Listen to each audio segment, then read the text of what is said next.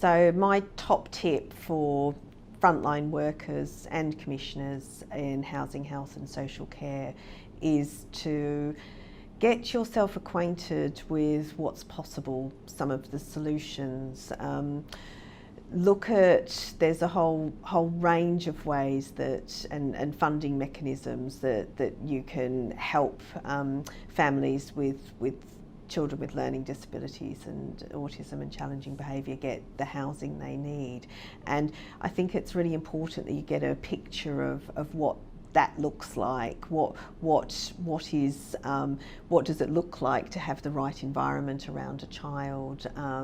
What does it look like for a family that doesn't have any income besides welfare benefits to buy their own home? Just get yourself acquainted with what those options actually look like, and this will help you to describe more easily what the options are to families and help them find a way through. One person at a time. So if you work with one person at a time, you figure out what housing looks like for them.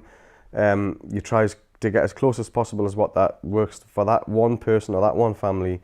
It's much more likely to be successful than commissioning, 40-bedded autism units or whatever the latest craze is. So there's definitely that bit of working one person at a time and figuring out what it is for that person. There's loads of people with autism who I've met recently who've got like safe spaces or little tents in the house, or it's almost like a kind of stock answer. If you've got autism, you need one of these little tents in your house, so people have one. And I suppose some of the people I've planned with in the past, it's about getting it right for that person, and a safe space might be a really good idea for that person, but certainly not for everybody. So there's definitely that bit of trying to individualise stuff as much as possible and not trying to commission kind of blanket approaches to people. Housing, health and social care professionals all need to listen to families that they're working with and really work in partnership with them to meet the child's needs and the needs of the whole family. It's quite easy sometimes to get immersed in the processes that are underway and forget about some of the simple changes that can really make a difference to families' lives. Yeah, I think you have to really think carefully about where you want to live or what you want to do with your house. So get a good care manager who's knowledgeable, or at least who's resourceful. I think you need to bring in a whole range of partners. So if you can imagine, you might go to the housing department for some specialist advice. You might go to another department for some grants, like disability facilities grants. You can also use your health and your social care budget for things like adaptations in some cases. So try to be as creative as possible. The other thing I think is, if you're going to be moving house, look at all the options available. Are you eligible to buy a property? Are there any private landlords out there who are looking to rent really great properties for a long term? So look at the agreements that you may have around that. And also, obviously, are there other local authorities or housing associations that again might look to be building something in the future that you could gain access to? So use your resources, use your allies, ask for help, and go for the best possible option available to you. Plan that out and hopefully look to achieve that. We work closely with Housing and Support Alliance to do a housing and housing pathway of key things that need to happen along the way. So that, for example, things like getting people on the housing register, because that's often overlooked. Really starting earlier than 14, but certainly at 14, thinking about how people can hear what's positive and possible. What are the different housing options? What makes things work?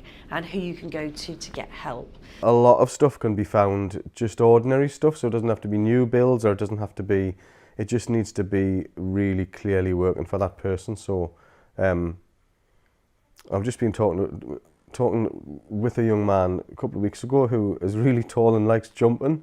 So obviously it doesn't take a brain surgeon to figure out he needs like really solid floors and really high ceilings, otherwise he'll make loads of noise and he'll bang his head, just that kind of those kind of things. So you don't need a specialist thing, you just need something that works for him. So an old-fashioned Victorian terraced house would be perfect, you know, with massive high ceilings. Those kind of things.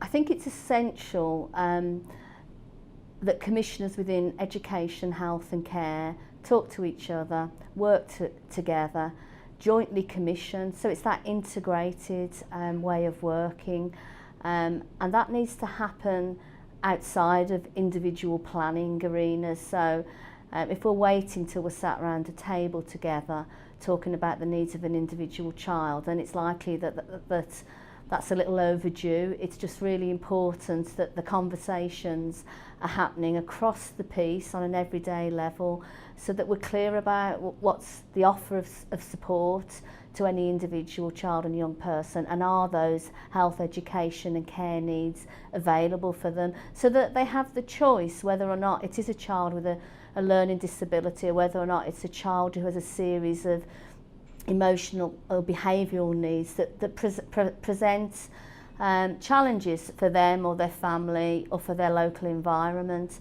It's important that we're aware of that, and that we're able to support them to live independently or live within their family if that's what they want, and that if that's what is possible for them. Another tip would be that the Care Act now places more importance on preventing needs increasing, and this is a real opportunity for authorities to use the Care Act.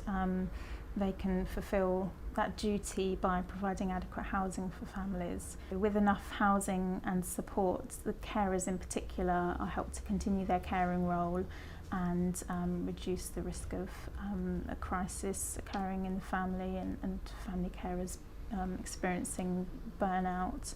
This all contributes to the well-being of the whole family and reducing the risk of a crisis situation due to the child's challenging behaviour.